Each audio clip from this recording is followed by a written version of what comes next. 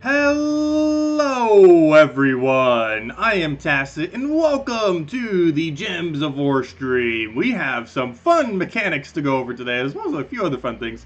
But of course, the main noteworthy thing that happened today is we got 2 new troops, both of which are insanely good. Particularly a new legend in the event key drop table. And yeah, they both also bring in the 100% chance to Blessed, which is basically like an impervious they can put on any troop. As far as how Blessed works is gives all the benefits of Impervious, such as immune to all stats effects, immune to Devour, immune to Mana Burn, and it also has the additional effect that Impervious doesn't have of giving immune to Mana Drain as well. And basically it lasts forever. The only things that get it off is if the troop takes a skull, if the troop casts ability, or if it gets cursed. Those are the only things that end up removing the Blessed from your troops. So you basically have Impervious for the entire duration, plus immune to Mana Drain on top of it. So a pretty strong mechanic when you're up against things that have a lot of stats effects. Unfortunately, it does not have immune to Transform, and it does not have immune to instant kill. So those really annoying teams, like with Dragon's Eye and stuff like that, are still going to be able to get through on it, which is annoying. But it's still decent. But anyways, let me know if the audio quality is fine. I believe I fixed the mic, but I don't know if I readjusted the audios. I had to uninstall all of the drivers on it and then reinstall it. That ended up working when I did it last night after the stream. But however, doing that made it so I had to reset all of the settings for everything. So I don't know if I adjusted all the settings correctly, but it should be fine. I tested it on the previous video for what I just uploaded. And it seemed to have been working, so let me know if that's okay. I got it fixed for that, but I didn't bother readjusting it for literally every program as intensively, so should be fine now. But anyways, what was the other thing I wanted to go mention? Oh yeah! If you're wondering why the video was a little bit late, that was kind of not my fault this time. My computer, I was wondering for about an hour today. It was really funny. Oh, not funny. I kind of like had like a little mini panic attack. But my computer today wasn't like turning on at all. And I was like, okay, no. Why is it not turning on? And then I realized, oh, the power cord's not in after like panicking for almost like half an hour or so. But then I realized it's not that the battery ran out of juice. It's that the battery's dead. If I take out the power cord from my laptop, it will shut off. So you have to be really careful not to do that now. So if I like bump this laptop too hard, it'll just immediately shut down and rip stream. So yeah, that's a thing now. I'm not sure exactly when that happened, but that is how it is now. So yeah, that's an issue. But anyways, let's go and get into stuff. First things first, let's mess around with the 2 new troops, mainly the Legend, more so than anything. This is my personal favorite team with it so far, Divine Protector, Divine, or Quillin, however you say it, and Divine Ishbala. So we're rolling with this for now. And I need to go make sure I do Delves today, because we can actually complete out Delves. We even can get a pure faction attempt in, if we want, just to see how it is. Assuming we don't lose any of them. Anyways. Let's see. Grab that. If you guys have any questions or anything you want me to go over, just let me know. This thing has purple to red and brown to skull, both of which are pretty useful. Going to try setting up a Divine Ishbala here. I'm actually going to take a purple, I believe, just to keep that alignment. He ruined it. No, he didn't. He gave us the other one. Ideally, we'd want to cast that first anyways, because we'd do that just directly into another skull spam, and just keep it going from there, and just keep getting skull spams galore. So let's keep doing that. Pick all the skulls we need. Grab that. Get 65% skull reduction, but that's not going to stop us. No amount of skull reduction shall stop us. Okay, that gives us Divine Ishbala again. We just cast it. That should hopefully give us brown alignment somewhere. If not, we just move stuff around. Still don't have it again. Let's see. Probably have one of them in a moment. Yes, we have the brown. So we'll do that. Get our hit again. Do a Divine Ishbala again. This team. It's interesting. It's interesting. But yeah, that's basically that. There's other variants of it too. Oh yeah, we get a lot of free brown kills. Anyone who sets 4 Drake Riders, we end up getting 8 free kills, which is kind of nice. The non-divine, or the non The non-Divine Protector version of that team is this. You can technically just put any other weapon in the previous team too, or you could just do something more like this. Use Dragon Guard, get the triple damage on skulls, and be good to go. Oh, this guy is immune to burning, doesn't he, though? Fail! I switch into the team that is dependent on burning everything. On the battle that has immune to burning on everything. Oh, wait, no, this guy doesn't have immune to burning. Success! Now we need to go burn him somehow. Go, Infernus, get an extra turn. Okay, let's see, what do we need here? Let's go grab a... the other slight problem is the fact that he does convert out brown. Once we actually get a brown storm for Mountain Crusher on the board, that doesn't matter. But unfortunately, until we get that, it's a little bit annoying to actually use Mountain Crusher. You need to get Mountain Crusher up before you can really use Mountain Crusher with this team. As weird as that may seem. Let's see. We don't have alignment on that, so let's grab that skull, why not? Get our kill in there. Doesn't look like we'll have any alignment, so we'll just take that. Still no alignment, so let's keep taking stuff until we do, which we do, finally. Grab that, get our burn, so he just dies in one shot now. Unfortunately, Divine Ishbala, where's your mana? Well, we'll just kill him with that skull. Easy one shot. He got rid of our alignment, but he did off an extra turn. Did he re-give it to us? Yes, he did. Perfect, so we'll grab all that. Get our mana right back to full. I guess do an Infernus to try to feed Divine Ishbala. That'll also kill it and hopefully extra turn into the burn. No burn, but he'll just poke us. Should be able to get this off somewheres or not. Alternative, I guess, is just get Brown Stormed so we can start getting better skull alignment, which we already got immediately. Unfortunately, the burn occurs after the skull damage, so we did not get triple hit on that. We will on our next one, but he's already going to die regardless if he was burning or not in that instance. Yeah, I can't believe I switched to this team the second we go up against a team that has full immunity. That's like the worst time to switch. Okay, let's try this again against something that isn't completely immune to the mechanic that we're trying to utilize. Also not Dust Devils. There we go, that should be fine. Also, hello everyone, didn't even say hellos. Hello, Ziplam! Hello, hello Haley, hello Motown, hello Night Owl, hello James, hello Sathriel, hello Churros, hello Mr. Jesse, hello Jan, hello Captain, hello Mehmet, hello Awesome Guy, hello Lone Wolf, hello Ice RR, also sorry for butchering that name every single time, hello Nina, let's see, hello Demon or Angel, let's see, hello Tracy, and if anyone had any questions or anything I may have missed, let me know, which I don't think I missed anything. Hello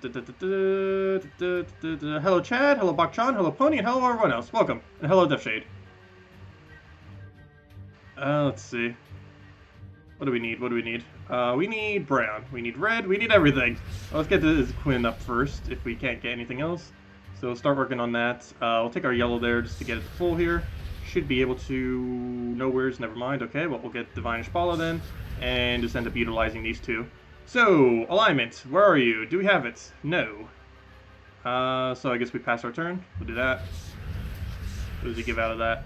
Nothing is what he gives. I think I might just cast this just to get some alignment. I had that issue when I was recording the previous thing too, where I was holding on to it too long. You just have to sometimes cast a Quillin, even if you have no alignment whatsoever, just to get it going, because then that will almost guarantee, as long as you're not giving the enemy an extra turn, and you cast Quillin, even if you're not getting an extra turn, you're at least going to have a Divine Ishbala set up for the following turn to be able to utilize. Oh, you finally got Sunbird, nice! Oh yeah, I forgot to mention that as something viable for opening up event keys, yeah. Oh, no, never mind. Sunbird Suncrest. But yeah, nice that you finally got it. Never mind, that's why I didn't mention it, because it's the wrong kingdom. It was in the other kingdom. Okay, so we got Diviner here. Diviner's not useful for much. I mainly just have it here for Burst Yellow, for whenever we just really need that little bit of mana. It's also a good way to get rid of blue, because this team does not have any way to get rid of blue other than her. We could technically use the new troop, but the problem with that is I believe we're not covering... Actually, you know what? We would cover... No. We would not be covering brown if I did that. So this is the way we'd have to do it to cover every color while still having that mechanic of being able to get rid of blue. Because that's the whole reason why we have Divine Ishbala, basically just to convert out blue. Some few instances here and there other than that, but the main purpose is anti-blue. Okay, so we got these two. Should have alignment here. If we don't, then that's unfortunate. One of these has to have it. Come on. Don't troll us again. Why you gotta be like this? Let's see. No. Fine. Plan B. Get rid of brown. That should give us alignment onto something like Divinia. We'll do that. And then we should be able to go right into the other one, and if not, we should be able to align the other one. And yes, we can. Perfect. So we'll do that. That should give us alignment back on Divine Ishpala, possibly, or not. Okay, we'll move that. Now it does. No, it doesn't. Yes, it does. No. Never mind. Okay, we'll move that. I sometimes hate double converts because there's so many things you have to look for on the board. But once it works, it works. It's pretty nice once it gets going. The problem is just having to check everything, especially when it's not wanting to get aligned. Because you have to check for 4 different things to see if it has alignment. Possibly even more, since we have like Diviner and stuff as well, if we end up having that up at a given time. I personally don't use these as main teams, even though they're a lot of fun and really strong in many instances. I generally do not use a double convert team as my main team, even if it happens to be the strongest thing at any given time, which it has been in the past at some instances. But I just personally don't care for them as much as a team. They're definitely fun to use, just to use it as for literally every battle. It starts to get a little tiresome. There's something fun to bring out for various battles here and there, but I could never use something like this as literally every battle. It looks like we should have we have alignment on her. I just want to double check if we have it on the other one, because the other one would be more important to cast first, so we'll do that first. Get all of our mana right back into both of them, since she creates yellow. That's why you want to cast it first. That, and it gives it red, so they could actually get alignment on the skulls for her. So speaking of skulls, we can do that. That gives us the red we need to do nothing, apparently. I'm still going to go for it. It's not an extra turn, but we might get one somewheres. So we'll do that. Apparently we did somewheres. No alignment on this. No alignment on E. Yes, we do have it on her. So we'll do that. Hopefully we'll have brown out of pure luck. No, we do not, but we got all of our mana, so we just recast it. Where does that bring us? Put that over. That is next turn right there, which should give us the red we need for Divine Ishpala. He needs to stop summoning those things. We're getting so much blue, that's why we have Diviner, to get rid of all those blues for whenever they start stacking up. And we basically just keep repeating that cycle until we win, essentially. And that is this team in a nutshell. Okay, move that over. That gives us alignment on the rounds. Give us Divine Ishpala. He needs to stop summoning bandits. If it was brown, I wouldn't mind. Or if it was a purple event week, but those are just getting in the way at this point. How many bandits have we killed this battle? We'll do that again. That should give us alignment back on Divine Ishpala. It does. Luckily, he doesn't have a hero anymore, so he can't get any more bandits. And dead. There we go. But yeah, that's basically how Quinn works these days. And we can use it to do anti-stas effects. So for example, we're up against a Queen of Tanya, and we can use Quillin as an anti-fairy fire option, because not only does the thing give you immunity while you have it, it also cleanses everything off of you when you use it, or when it gets applied to something. So even though we don't directly have a cleanse, technically we have a double cleanse off of Bless, because whatever gets blessed gets cleansed when it gets blessed. Let's see. Did you read the last message on the forum? Yes. It wasn't a question, though. Oh, it's sure it was a question. What kind of mic am I using? I am using a Blue Yeti. It's a pretty popular mic option for streaming and stuff. It's one of the better mid-range options. It's normally in the mid-100s. These days, I think you can even get it for like 100 or even lower than 100.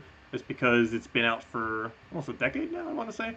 Or a while, I'm not sure. But it's still a really decent mic. It's pretty much the standard mid-quality one that most people get. It's not like a super ultra professional one, but it's normally good enough quality for streaming that it's the one that most people tend to go for the most part. I do eventually want to upgrade to something better than it, but for the most part, it's perfectly fine. It's better than getting a cheaper option, so you don't want to get something too cheap either. It's a nice mid-range option. We'll take that out. Get a, I don't have the other one, so we'll have to go for that. Why is Quillin not mythic? Because I was contemplating on if I'll open more event keys or not. I should probably go do that, but he technically doesn't gain any direct benefit from having higher stats, so I'm not sure. If we're just using him for PvP, I really don't have any need to upgrade him. If we're going to bring him into something like Guild Wars, which I'm not sure if I will be doing at all this week. If I do, it'll be on Yellow Day, obviously. But, I don't know. If I do bring him into Guild Wars, I'll probably open enough event keys to max him out.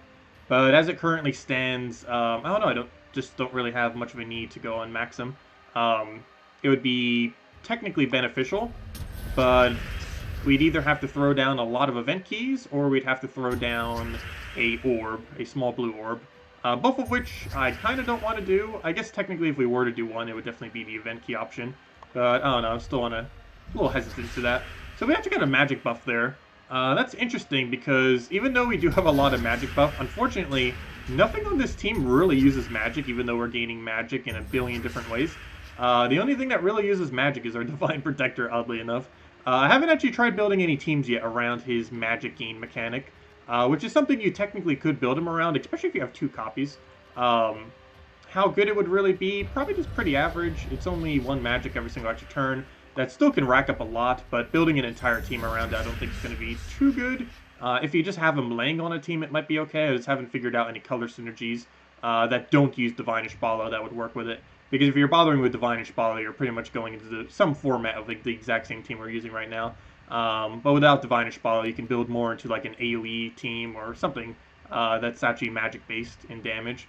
But if you're using Divine Ishbala, that kind of ruins it, because she also doesn't end up doing anything with magic. Anyways, what am I doing here? We need, none of this works, that's why I'm trying to think of what we're doing. Okay, so we'll go for that first. It's always better to cast him first, since we could just do this immediately after, and almost guarantee get an extra turn almost every time, just because of how much reds it creates for her automatically. So we'll do that. Oh, we already won. Didn't even need any follow-up. Let's see. Hello, Zeddicus. Welcome. Hello, Nagatsu. Are you sure you're not currently using the webcam mic? Oh! You know what? You're correct. Ah. That's kind of funny. Yeah, that's a fail. Okay. Oh, that's great. I adjusted the settings on it, as well as the settings in this program, as well as I adjusted the global settings, then the settings for OBS, because that's why I record the other thing on. And I adjusted the settings for OBS Studio too, which is what I use for my stream. But, even though I adjusted the settings, I forgot to actually switch the mic. Okay, now we're using the correct mic. My bad. Well then, good call. Yes, now we're using the right mic, or should be the right mic. If it's the audio sounds different now, it is the correct mic now. Okay, my bad. I definitely recorded the previous video with the correct mic though, the one that was just posted. But yeah, I did forget to switch the actual mic that it prioritizes for this program, because I use multiple different programs. I basically have 3 main settings I use. I have a global setting for the mic that basically auto sets whenever I use Discord or whatever other programs. I have one for OBS, which I use for whenever I record videos. And then I have one for OBS Studio, which is what we're using now for whenever I stream. But that's a fail. Thanks for catching that. Bump up the gain? Wait, is it that low? Let's see. Are you sure? Should be fine. I do have it a little bit lower. We could make it a little bit higher, though. But I would need to go into the other settings. I don't want to change the one for this, because I believe I adjusted it correctly here. But we can add a little bit more to it. I would have to check it after the stream to know for sure. But yeah, I'll adjust it more for next stream as well. But I guess I'll boost it up a little bit. Let's see, where's my sounds? Let's see, open sound setting. I believe it's under here. I don't know why it's buried underneath so many things. No, that's not where it is. Let's see, sound control panel. No, Bluetooth and other devices I believe I need, actually. Because I need to go to the actual devices and printers. The stereo thing, properties. No, that's not the one I need either. Where'd it go? Oh, wait. Why is it not bringing up the right properties? Okay, well, I'll adjust it later. Should be fine. It might be a little bit low right now, but it should be fine. I'll make sure to adjust it more later, though. And that way, by tomorrow, we'll have it fully fixed. Okay. Let's see. I need Diviner here. That'd be a perfect blue cast. Unfortunately, we do not have it, so we'll have to just go take that for now. Still don't have any follow-up that's good enough to take, so we'll just take that. Luckily, get an extra turn off of that. We have alignment off the Cascade, so we'll do that. Off the little skull that it goes into. Diviner, you need to get rid of all these blues that are doing nothing. And then we should be able to get some kind of extra turn off of that. Looks like we can do it on Brown. Get all our skull damage in there. Do the other one. And just repeat the cycle until we win. Until we don't get the cycle immediately. But that's why we have Divine Protector there. Also just to poke. Also just so we actually use magic. Because otherwise we don't use magic for anything whatsoever. Let's see. What do we have for this? We can go and use this as a Divine Ishbala to go get rid of those real quick. And then cast immediately into her, right into Brown, and then dead. And there we go. Hello, Medieval. Welcome. Can you go over your Guild War Defend teams for the week? Sure, Motown. I can go over my Guild War Defense. I didn't really adjust them much. I think I added Megavore to one of them and changed the one I'm using for tomorrow slightly.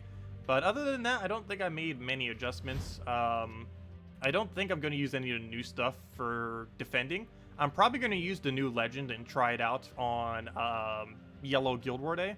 But other than that, I don't think I'm really making much changes. Everything here is pretty much the same.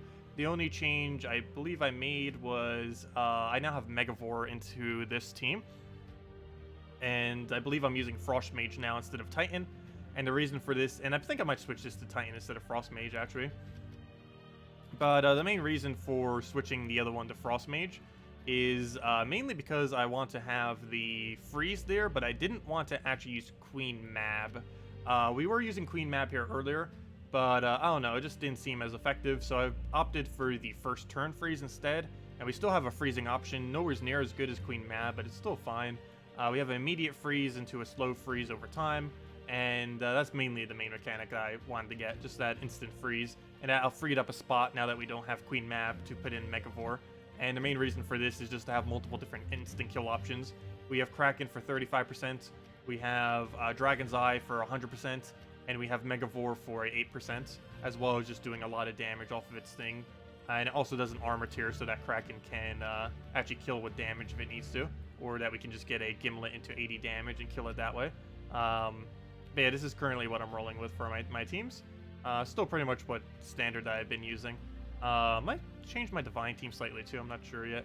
But I think the two worst here would probably have to be, oddly enough, the Giant team and the Yellow team, I think are my two weakest right now, my Blue and Yellow. All the other ones seem to be okay.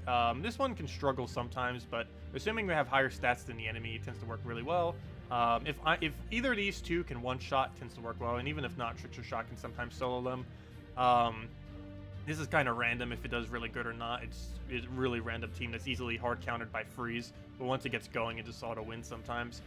Biggest issue with this is it's really tanky, but the AI tends to not use it correctly. This one's also kind of hit or miss if the AI uses it correctly, but as long as it gets Tapon into Yagway, it should be fine.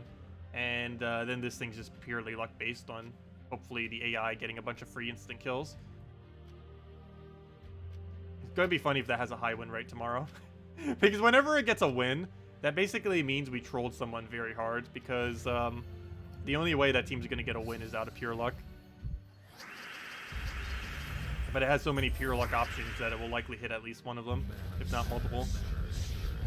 What do you recommend for defend for blue, if not Dawnbringer? You can build various Undyne teams if you have Undyne. Undyne's actually one of the best things to set on blue defend. I don't currently run it just because, I don't know why I don't currently run it. I guess I'm just wanting to run Titan at the moment. But anything centered around Undyne tends to work. Also, you could just use the team I showed there just with Black Manacle. Also works decently. So we don't have any alignment. I don't want to cast this either because how much value it's going to give to him. Neither of them do anything, so I'm just going to take a really weird move just to do something. That also makes it so he doesn't get to do anything while we do, so that's perfect. We'll do that. Go right to Gigantic Skull Spam and start destroying them with a bunch of skulls. We'll take that down, grab ourselves another skull, go and get the convert again, go into the other one, get ourselves all the yellows we need to go and recast. Is that aligned? Yes, it is, so we'll do that. Get another Divine Follow down. That'll be another free kill right onto his first. What else do we have? The Cascades. Take that over. Grab another one of those right on the side. That'll immediately give us Divine Follow, of course. Take a skull right there. Recast Divine Ishbala. Normally we want to do the other one first, but we didn't really have another option there, so we'll move that down.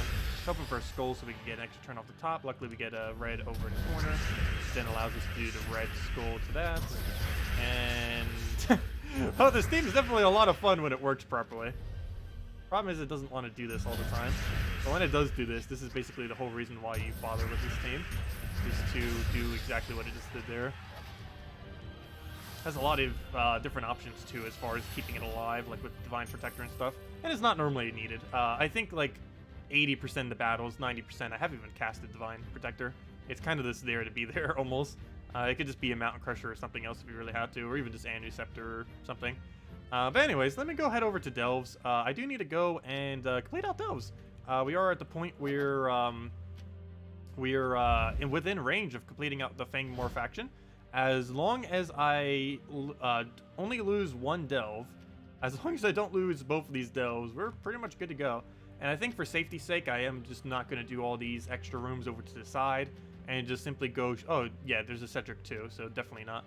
We keep getting Cedrics, but we're just going to rush straight to the end. I'm not going to bother with those other rooms there. We still have to do 5 rooms, which is like half the delves. But we are going to, other than those 5, which we have to do, we're just going to rush right to the end.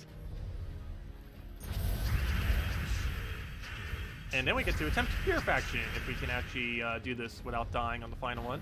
It doesn't matter if we go Deathless on this one, but it is required to go Deathless on the final one.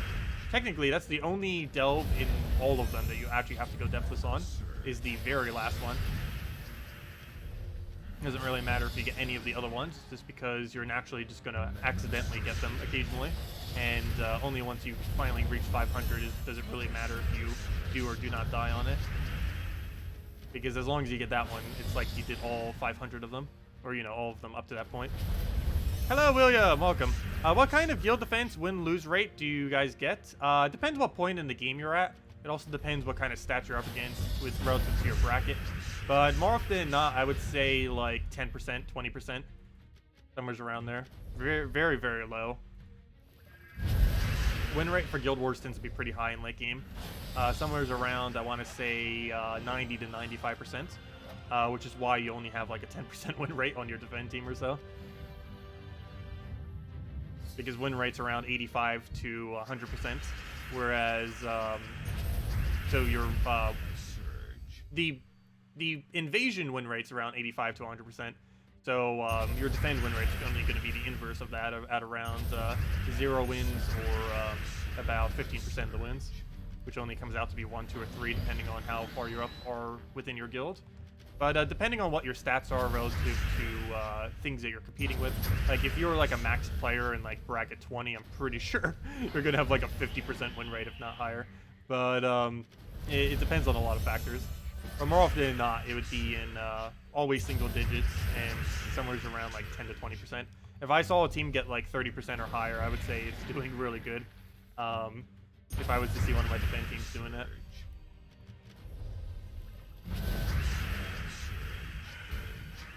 Okay, get our Devourer.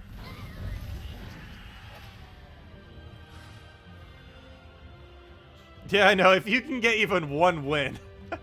If it shows any number other than 0, you have a decent team set if you're in like the top 3, 4, 5 brackets or so. If you get even 1 win, you're pretty much have a perfect defense team. Let's see. We'll take the brown there.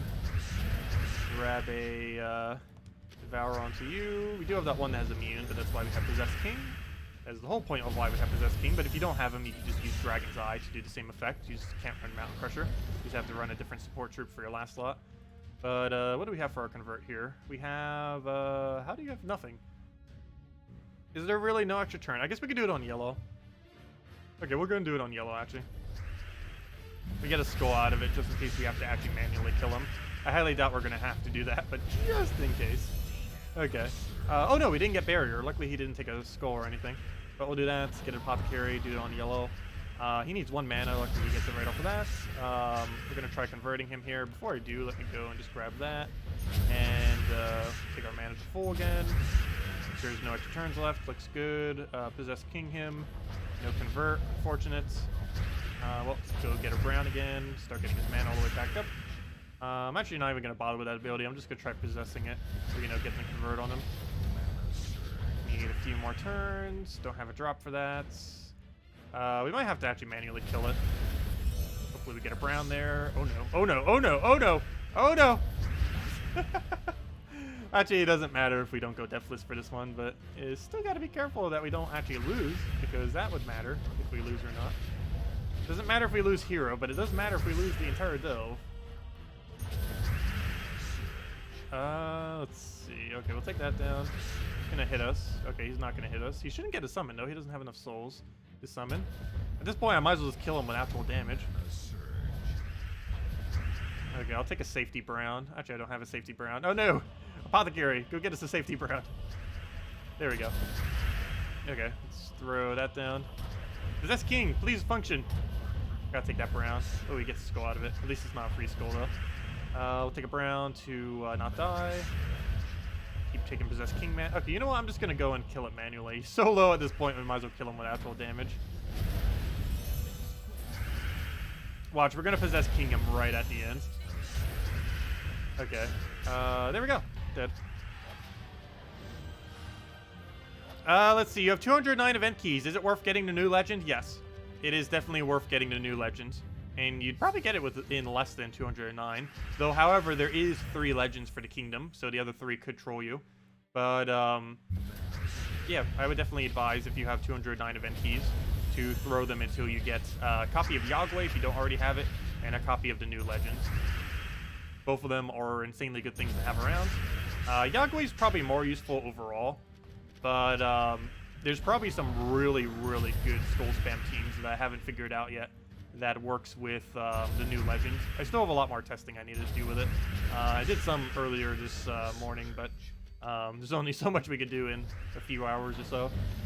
But I'm pretty sure there's going to be something ridiculously broken with him in the near future, because he's basically like Divine Ishbala pre-nerf, in that even though his ability doesn't say he has cleanse, he technically has cleanse, because those blesses cleanse you. While it doesn't hit literally everything, if you cast them a few times, you essentially just cleanse your entire team. And while that's not as exactly as consistent as being able to cleanse, like, guarantee whatever has everything, or, you know, if your first slot's frozen or entangled, well, it's not going to be as consistent at doing that. It does technically have the capability of doing that. We'll have to see.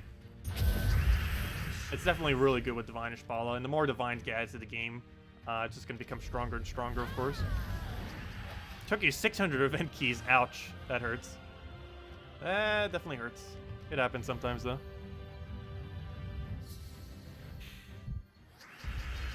If you have 209 event keys, you should have a pretty good chance of getting it. But there is 3 legends that are stopping you, or 2 other legends that are stopping you. There's that useless HP gaining one, that I forget her name because she's just dead content. There's Yagway, which is really, really good, and then there's the new legend, which is also really good.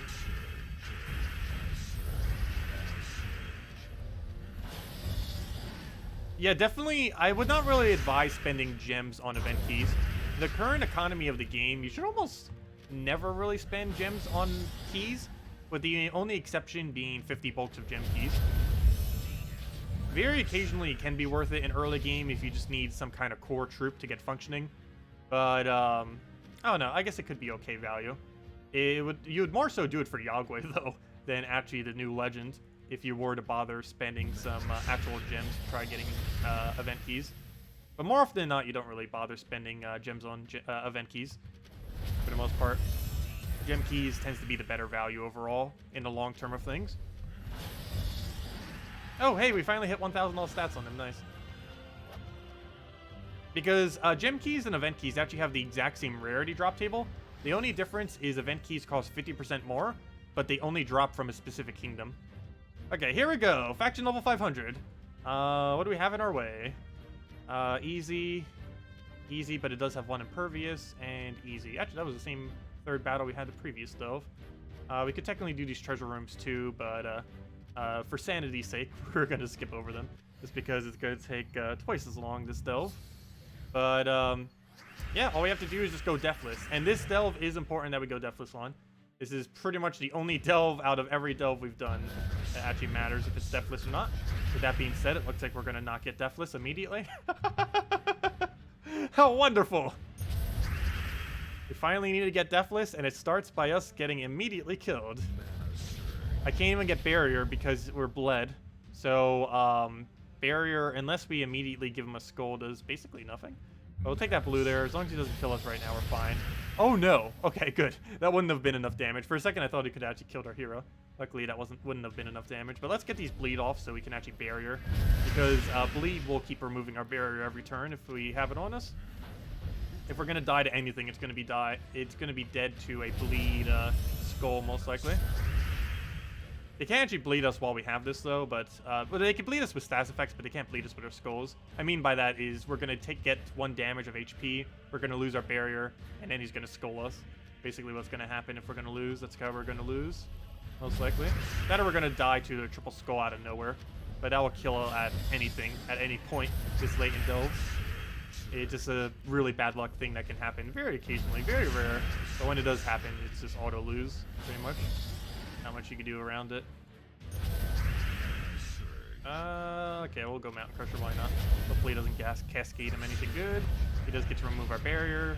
Let's go get it right back on, because if he takes another skull, it dies. Oh no, never mind. We have enough durability that it won't, but still. Gotta keep it protected when we can. Get another Apothecary, never mind, doesn't we need it. Cascade gets it for us, and dead.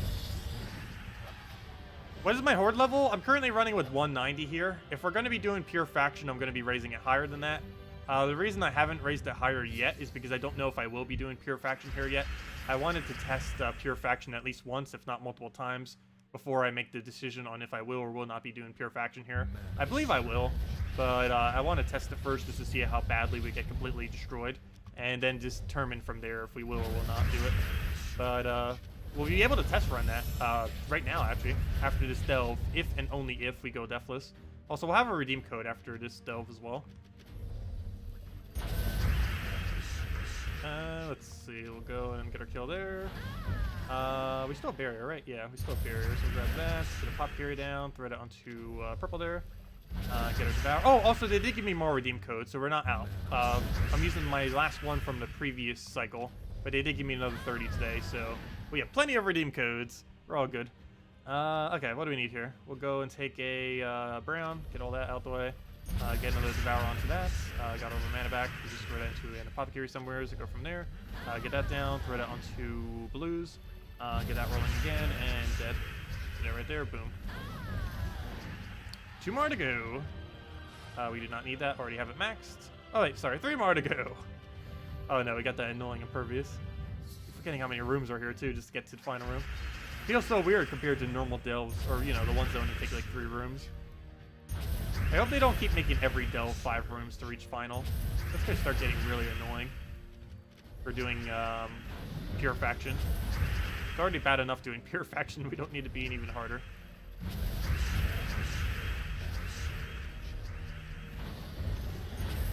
Okay, let me take that skull first, just in case we get the same situation as before, where we're stuck having to try to kill him and we can't kill him. So we'll do that, just in case. Get our Apothecary. That'll give him the full mana, hopefully. Apparently not. Oh, yes it does, never mind. We'll throw that down. Oh no, why does he want to be all unlucky all of a sudden? He was really lucky the last few days. Of course, when we finally need him to be really good, he doesn't want to do it for us. Oh well. Let's go and take that brown real quick. Let's get that. Grab a. I'm gonna ignore the skull and just hope we get lucky finally. Come on. There we go. Okay. Hey, that's that new one too. And devour the Wall of Tentacles. Keep calling it Wall of Thorns. Kind of looks like thorns. It's actually tentacles though. It's because they're green. So you were using your old guide where you said soul farming team should be Farish Ra, Warlock, Valkyrie, Warlock. That could work. What would you suggest for a better team? Dragon Soul, Farish Ra, Umbra Wolf, or Dragon Soul, Farish Ra, hero using Purple Storm, ideally as Necromancer, but it can be any with Purple Storm. Alternatively, there's also, if you only have one Farish Ra, it's Dragon Soul, Farish Ra, Azurus, or anything with Necromancy, but Azurus is better because it's +1 purple, followed by either hero using Purple Storm or Umbra Wolf. And those teams would be slightly better than that. Also, you want to use your Warlock in front of the Farish Ra. I don't know if I actually said that in the video. I believe I said it the other way around. If I did say it in the video, it actually is better to do it the other way around. If you're only using one Farish Ra, it should be Warlock, Valkyrie, Farish Ra. If you're using 2 Fairish Raws, it's Fairish Raw, Valkyrie, Warlock, if you're running the Valkyrie version of them, instead of the Dragon Soul versions. The Dragon Soul version gets ran on Warlord 2 difficulty, first challenge Divinian Fields. Because that allows you to get the, what is that, 75% soul bonus, I believe it is, on the battle. Okay, we'll take that, grab Apothecary, get that, throw a Devour down, grab what browns we need, and dead. Okay, final battle time, moment of truth. Will we win against Bleed? Or will it troll us? Because this is the only battle out of the entirety of Delves where it matters if we don't lose anything. And this is probably one of the easier ones to die on too. Just because Bleed Skull is very strong. Also, his base attack is almost enough to one-shot us. And if he attack buffs once, he'll definitely be able to one-shot us. Actually, that thing's base attack is, both those two things' base attack is high enough to one-shot our hero. Once we reach down that far, and unless we gain more stats before we get there, which might happen. We got Apothecaries, so we should be fine now. I'm actually going to do something weird. Given what I just said, I'm actually going to devour these first, just in case. Because they actually do have enough damage to kill us. At least until we get a few more buffs. I guess it won't matter. Let me just go for first slot. We're going to have enough buffs by the time we reach there. That should be fine. They'll be able to resist the whole hit from them. Oh, what am I doing? I should have taken the Devour chance first. Okay, so now we're up to 100%. We'll do down to purple. Okay, it looks like we win. Though we could get trolled by Triple Skull out of nowhere, so still have to be careful, I guess. We'll do that. Throw that down. The Skull Spam is down, so that's one big threat out the way. The Infinite Loop. Get that down. Get our Mountain Crusher. And as long as he doesn't multi-skull us, we're fine. And never mind, we actually turned, and there we go. Well, that was really easy. That was slightly anticlimactic. But what won't be easy is what we're about to do after this. And that is pure faction time. Okay, well, easy part done. Faction is now complete, or it's complete. But now for the really hard part.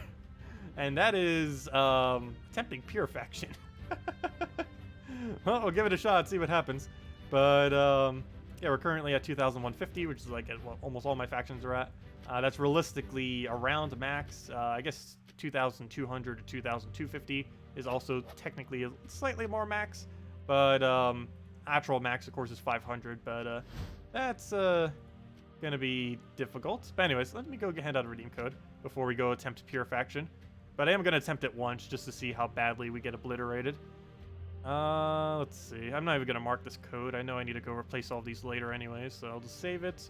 I mean, I'll just copy it, put it in there, paste it, make sure it works. It does. Copy it again, paste, copy, paste. And there you guys go. There's the redeem code. Use it on gemsofwar.com underneath the game code section, or simply click that link. Your invite code is found underneath your settings menu, whatever your game says there. Redeem code is right over there. Just copy paste the numbers and letters or type them out. And it gives the same reward as always: 2 treasure maps, 1 gem key, and 2,500 gold. Works on every platform except for the 2 console versions. Okay, what is my horde level? It's currently at 190. Realistically, I think we need it to 250 or 300 to do this faction. But I'm going to attempt it at 190 and see how badly this goes. I have no intention to actually win this. I'll be lucky if we get past the first battle. But now we need to go pure faction. So pure faction, we're going to run slightly different than we ran the lower level pure faction. I'm actually not going to use a single asp. I was before because the bleed mechanic was decent when they had only a few hundred stats. But now that they have like 300, 400, 500 HP, there's really no point. So we're just going to use this instead. We're going to use that, the skull spam, and our mana generator. I'll put the mana generator, I guess, in front of it so we could start stacking attack.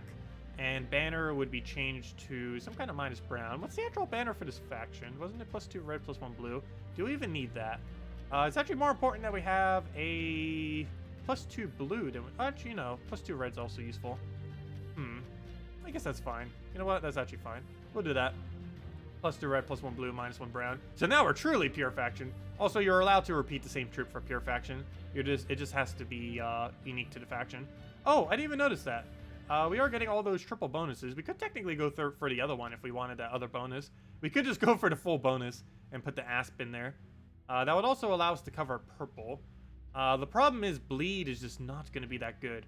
Bleed and poison are basically 0 damage. Even if we get a 10 stack of bleed, it's basically 0 damage with how high their stats are. The only realistic way we can win is attack buff, attack buff, attack buff, throw down skull spam, or throw this for a bunch of reds, I mean, and then skull spam, skull spam, skull spam, and then go from there. But I don't think an asp would really help in that, so we're gonna go with this. Especially since we're likely going to lose one of these. We need 2 tanks so that we have a backup tank for when one of them inevitably dies. Because it's going to happen. There's almost no way to work around that. If anything, it's going to probably die to bleed. But, yeah, let's see if we can get past the first room. And go from there. Okay. So, we're going to need to get really pro at using Exploder Row. Because that's going to be so dependent on us actually not losing. So, we can do it for some blues here, so why not? We'll do that. Get a little bit of hits in there. Unfortunately, that does not attack buff upwards, so there's really no point in casting that second one unless we lose our first troop. Which ideally won't happen. We have 3 bleeds here, too, so this does create a lot of skulls, which is a nice feature of him. We can also create a lot of red out of nowheres, which will also give us more bleeds, and it has pretty decent synergy overall.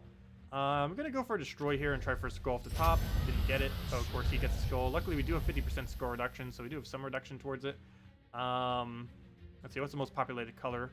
This is a lot of red. I don't think I actually want to go for it. But then again, if there's like 12 plus on a certain color, I guess it could be okay.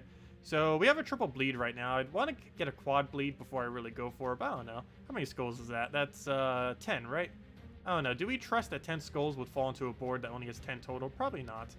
We'd have a better chance of landing the red. So you know what? We're actually going to try landing the reds. So we'll do that. We do indeed land it. I did get the other bleed as well. Apparently, we're going to be able to keep perpetual 4 bleed on all of them anyways. That's because of how many bleeds we keep getting. And that's really important that that does maintain the entire time as well. I'm actually not going to go bother for skulls and just keep attack buffing. Because it doesn't actually matter if we rush that down quickly. It just matters if we get enough to skull spam into an instant win. So that's the main thing we're going for. I'm not trying to kill any one objective very quickly. I'm just trying to buff enough attack so we can just wipe out his entire team. So we do have a 12, never mind, math. A 14, yeah, that's correct. 14 skull spam right here. So we could go for that. There's 7 on the board. 14 should be able to land. There is one issue with it, though, and that skulls do overlap Doom Skulls, if I'm not mistaken. There's only 1 on the board, so that shouldn't be too big a deal. We could alternatively go for that skull as well, but I believe we just go for the skull spam here. Okay, and that basically auto-loses us the delve whenever it misses. And we have to do that for 5 rooms. Oh, that is going to be a nightmare. We have to do that about 10 times, because we'd have to do that twice per battle, 5 times in a row. So 10 times total. That is going to be a nightmare. Also, why is there 9 of every single gem basically on the board? Okay, what do we do here? I guess we just take this off the top. Try taking it in a way that's slightly safer. I'm actually going to do that. Just give him even lower chance of getting a skull, but he still gets one.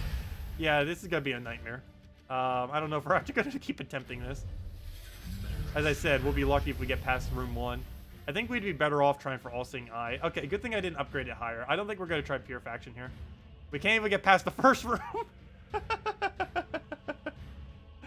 The amount of luck we would need to get with this thing is absurd to actually realistically get this faction completed.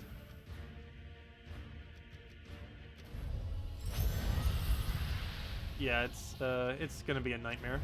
But we kind of already knew that. That's just how pure factions are. But yeah, we might as well just retreat. Well, that's a taste of what pure faction is. Well, that's awful. But anyways, we completed the kingdom. That's the main thing that matters. Anyways, we're not doing that again anytime soon. We're back to farming warrens. We're just gonna ignore pure factions. Like I said, after we completed that crypt, we're probably never completing another pure faction again until they nerf pure factions. Because they are really, really hard. You would need like level 300 each. Like, you need at minimum 200 for each faction. Like All-Seeing Eye, we could probably get away with 200. But some of them, like Fang, Moor, and Sea of Sorrows, stuff like that, probably need more like 250, 300, maybe even higher to realistically get them done. At least without doing hundreds upon hundreds of attempts. Because, of course, you would eventually get any of them done with enough pure luck. But you would need a lot of pure luck. Even Crypt, with how easy it was, took us almost a month of attempts. But anyways, yeah, no more pure faction for a while. We're just going to be farming warrens. Anyways, let's go mess around with the new stuff again. And if there's anything else you guys want me to go over, just let me know. But mainly just going to be messing around with mainly this team, or whatever other variants of Quinn. I'm not really too big a fan of the other troop personally. It's not bad. It's actually pretty good, especially since it does it onto first slot, so you can do it to anti-freeze first. In a scroll spam team, you can use it to anti-entangle, the new rabbit. But personally, I actually prefer Mercy over the new rabbit. I don't know how you guys feel about it, but in the comparison of the two, I don't know. There's something about Mercy just feels a lot smoother in many battles. I don't know if it has to be with her coloration or her cleanse or what, but I personally feel like Mercy's still a little bit better than it. It really depends on your team. If your team's really HP dependent, then yes, the rabbit would be good. But in almost every other circumstance, it just seems like Mercy's a bit better. Mercy's just really good at making sure you don't lose anything, which is good for any kind of instance where you just don't want to lose a troop, which is almost every game mode. Okay. What am I doing? I'm trying to figure out if we have alignment while staring at a screen that has no alignment. So we'll take that just because we have nothing. Grab a... Do we not have purple to red? With all that purple and red next to each other, we somehow did not have it. I might just let him have that skull. And you know what? We will go drag that down. We get more mana that way. At least initially. So he's Yagway now. That's not good. So much so I'm actually going to poke him here. We do that. Should have alignment now. If we don't, there's something wrong with this board. Let's see. Come on. Really? All this red, all this yellow, all this green, all this brown, and none of it is an extra turn with either of these two converts. There's no way. Okay, we'll have to take that then. But yeah, we still don't have our extra turn that we need. Unless I'm missing it, but it really does look like we do not have it. Unless there's some kind of cascade somewhere. This might be cascade, actually. Doesn't look like any cascades either, though. Okay, we'll move something. Now do we have alignment? Yes, finally. Okay, there we go. Now we can get rolling. Okay, we'll do that, do that. Divinish Ball, you need mana. Let's do that on blue. Get rid of all the blues that we don't need. Get rid of... I would ideally want to cast this first, but we don't have any alignment on it, so we'll do that. Turn, kill it, dead. Let's see, move that down. Skull, and down it goes. Yeah, best faction is Warren's at 20, if you want to get the most amount of shards and everything for your dailies. Well, you don't get more shards, but it's the easiest one to complete for the highest amount of loot is Warren's at level 20. Problem is, if your Warren is any higher than level 20, you can't do it. I'm currently farming mine at 110. There's two reasons for that. One is it allows us to still get the Tuesday events done whenever it is Warren's, which will be in like 3 weeks from now, the next one, I believe. And the other reason is for the HP. When the Kingdom first came out, I needed to go that high in order to get +1 HP. Ideally, you'd only camp at around 90 or so. We're just doing 110 because I wanted that extra HP a month earlier, which wasn't really that big a deal, but I kind of wanted to get it. Why not? It doesn't really slow it down too much doing 110 instead of 90. It's already so deep that they're about the same battles for the most part. Okay, what do we have here? Purple to red. Looks like we do not have it, so we'll stick a skull. Looks like we still... Oh, no! Infernus, what are you doing being good? What are you doing being your normal self? Let's see. Yeah, I think we just lost. Rip. We actually just lost the standard divine. That's why I set as my yellow guild war defend actually. It's not as good as it used to be, but it's still good enough to completely decimate stuff like that. Fail. Fail, fail, fail. But yeah, I won't be using this team too much after this week, as well as most Quillen teams. I definitely like it as a troop. Probably one of my favorite troops that's been added for quite a while now, actually. But I just don't normally care for double skull spam. It's one of the reasons you normally don't see me running like Divinish Follow Forest Guardian or stuff like that, and other similar teams that run the double convert mechanic. It's really strong, and most of them that do have it are some of the best teams in the game. It's just not my personal favorite of things to use, just because there's a lot of stuff to check on the board for. But it's still really potent, especially once it gets going. Problem is just getting it initially going. That initial start is it's the lower part of it. Once it gets that, it's just pretty easy auto win once you get to that point. Okay, still no alignment. We'll just have to wait, do that. One of these should have something to do here. Come on now. Looks like it is a no. I'm gonna do a really weird move and just sort this out, even though it does give us some stuff, just because it gives us a follow-up, or it should give us a follow-up, and it does. I'll give us all the mana we need for that. That gives us our follow-up again. And looks like we got our loop started, or at least somewhat got it. Oh no! I thought that was an extra turn. Hero, come back! We need you. Actually, we don't need it that much. But we kind of needed you. You're our tank. And now we don't have one. She keeps losing HP every single time she tries doing anything. Let's see. Alignment, good. That feeds him right back to full. Grab our yellow. Vanish Bala, you need full mana. Why don't you have it? Let's see. Yeah, we don't have any convert here. Oh, luckily we got those yellows right there. Go right back into skull spam. And does that match? Should be. Let me just go get rid of that. And that's enough to kill, right? Should be. Yes, because we have 2 skulls. We do that, that dead.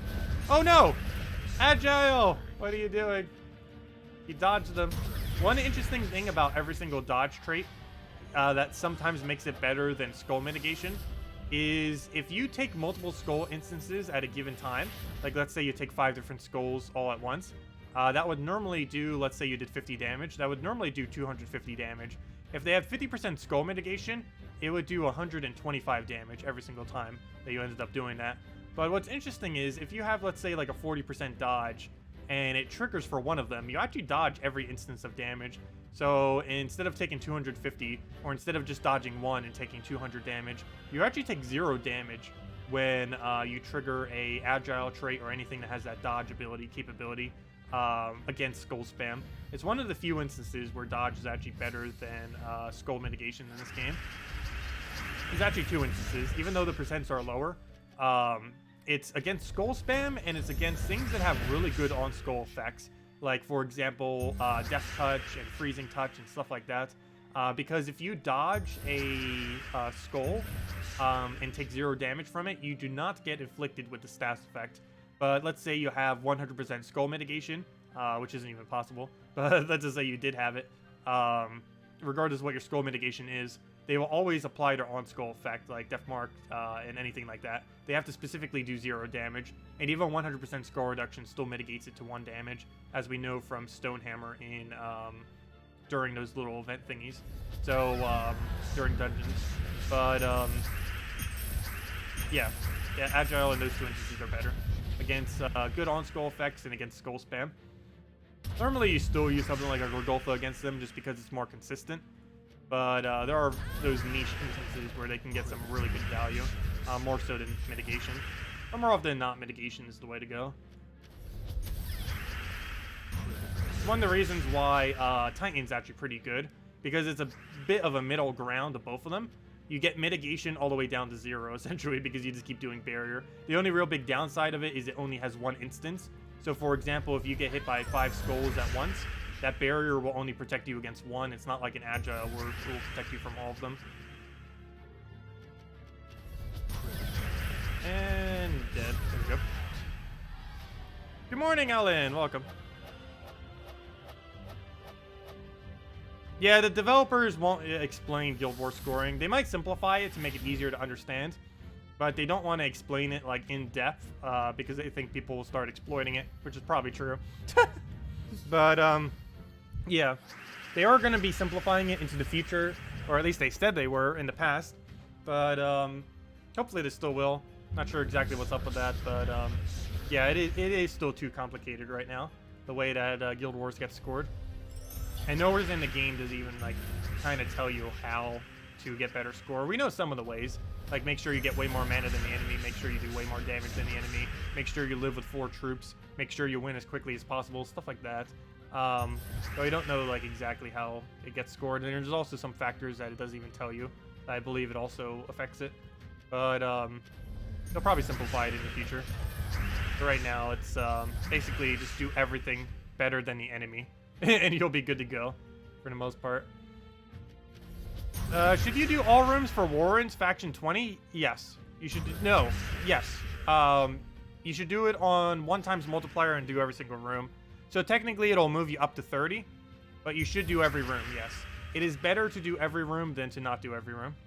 It's better, or let's say this, it's better to do every room at level 20 at 1x multiplier than it is to do all rooms but final boss at 2x multiplier. It's actually more loot on 1x multiplier just because doing every room in a delve gives you slightly more loot than normal.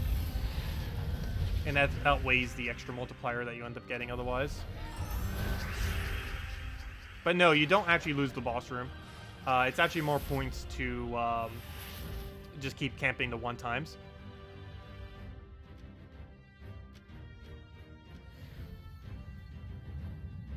Just make sure you don't accidentally click the 2x multiplier. Because if you do that, then it'll be a lot less effective. Because it will then go down to 0.15. But, I mean 0.5. But yeah, just make sure you always click the middle one. Or the 1x multiplier. Basically, always click the one that says level 20. If it says level 20, that's the one you click on. And just do every room. But keep clicking the one that says level 20. And don't accidentally do any further than that. Otherwise, it permanently stays there.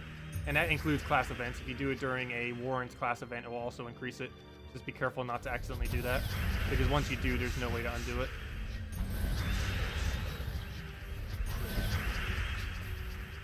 Let's see.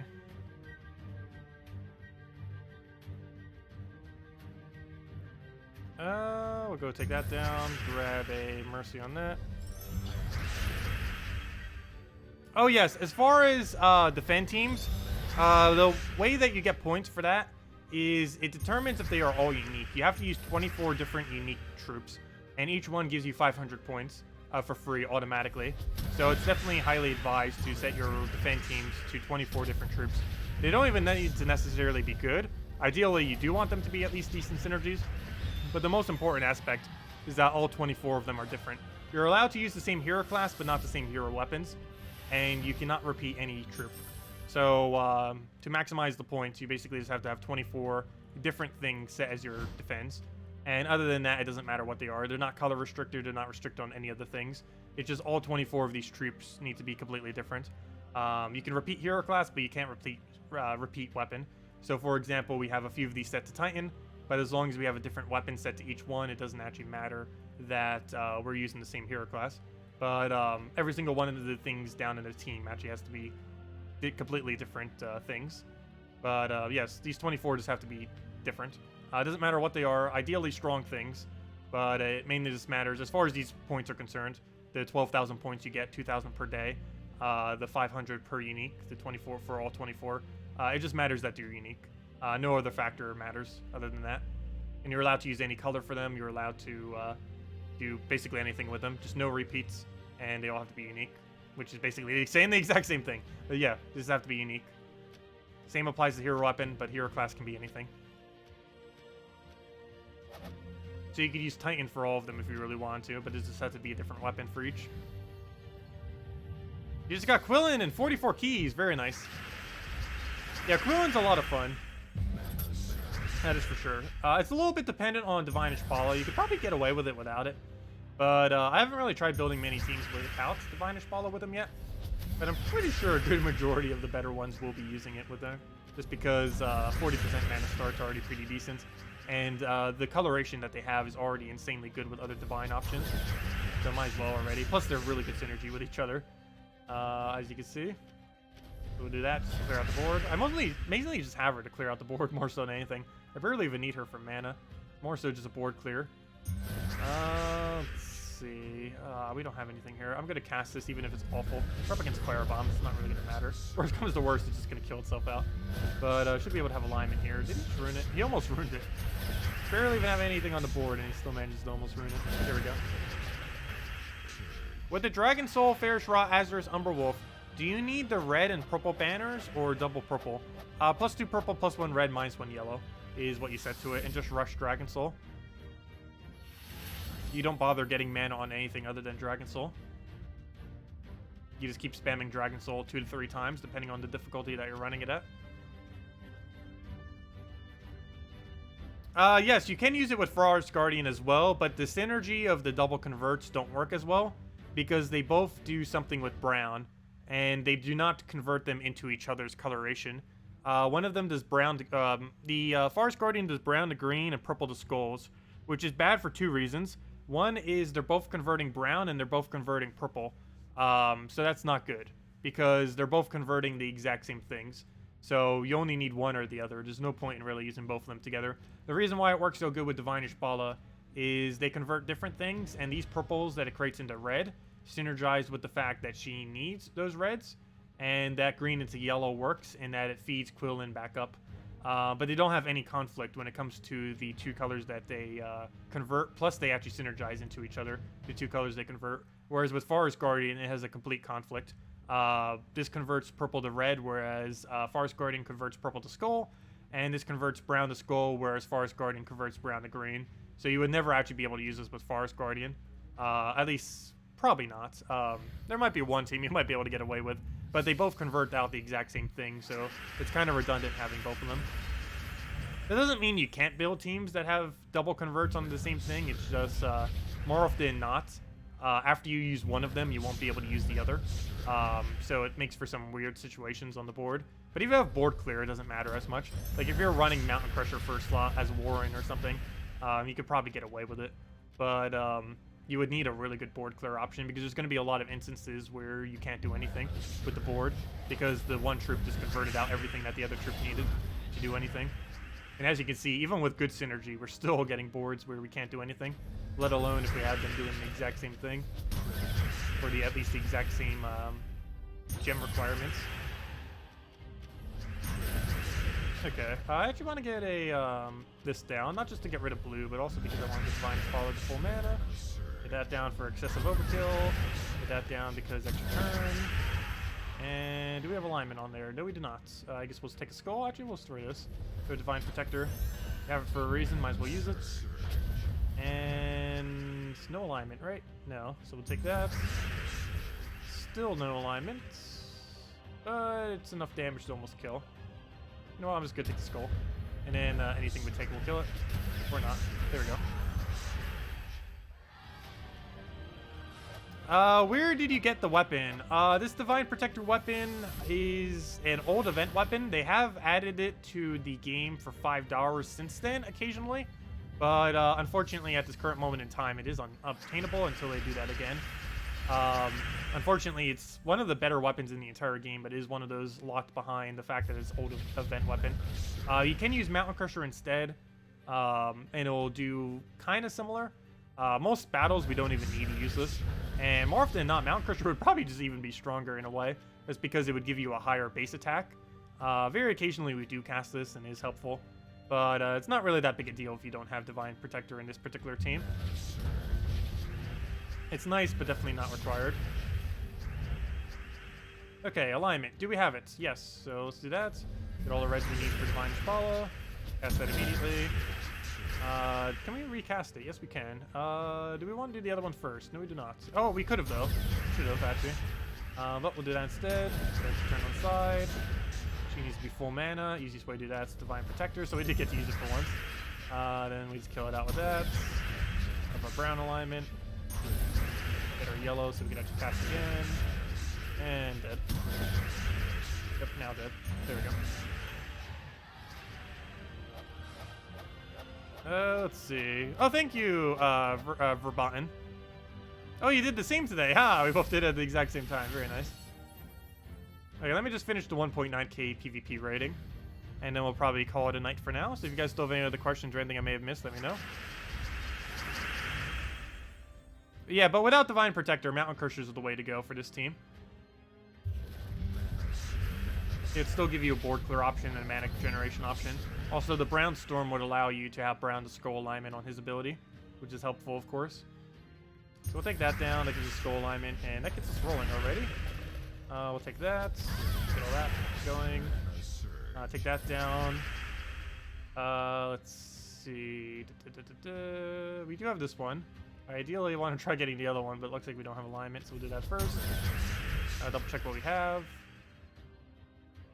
Do that for now. Grab our yellow. So gives us alignment off the top left. Gives us alignment off the red. And it should be dead. There we go. And it was still our turn. And one more battle will do it. Everyone is using Lust in PvP. Yeah, Lust is very annoying. There's 2 easy ways to deal with it. Stun and, well, mainly stun. Stun is the only way, but there's multiple different options within stun that you can use. But the easiest way to deal with Lust is stun. Use either a Emperor Corvash, or oddly enough, one thing that the new Mythic is useful for, who's currently in the event key drop table exclusively right now as well, even though he was also just available like the other week. But the new Mythic that just came in, I keep forgetting his name, the monkey that came in, he does have a triple stun into decent damage, and it's really good against Lust teams. So if you've been struggling, maybe try getting him. It'd be a pretty decent option to use against it.